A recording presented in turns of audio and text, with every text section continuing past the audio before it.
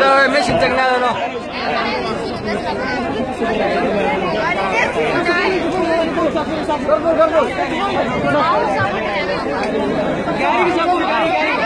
صفر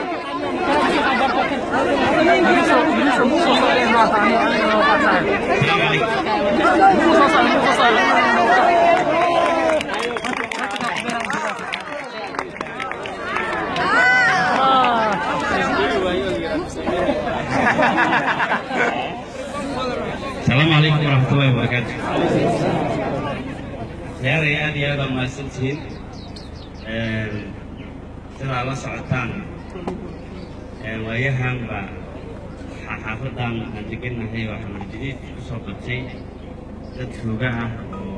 أرضينا موبايلنا إيه تلفوننا يدويها كل حافظان تكين بكفرنا أركاس waxay soo socotay maanta waxay keentay in albaabkii jaamacadda la soo soo galo oo ardaydii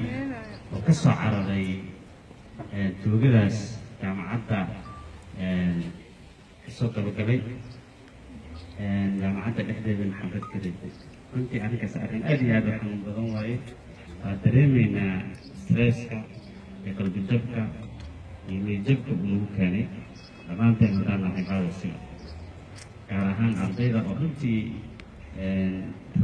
u yimid inay wax bartaan akhristaan oo dee mustaqbal wanaagsan oo duniyada ku sameynaya waxaa la socotaan bil ka hor arday saaxiibkeena in sidaasoo kale fasalka medicine dhigtay in kuwaasoo kale lamid ah ay dhaawac u geysteen oo runtii caafimaadkiisii iyo hamigiisii intaba dhaawac weyn uu soo gaaray waxyaabaha wadajirka iyo walaaltinimada loogu gudbaayay midaan oo kale ka mid waxaan rabnaa inaan sabarno dulqaadano u adkaysano dhib kasta jaalka kasta oo jira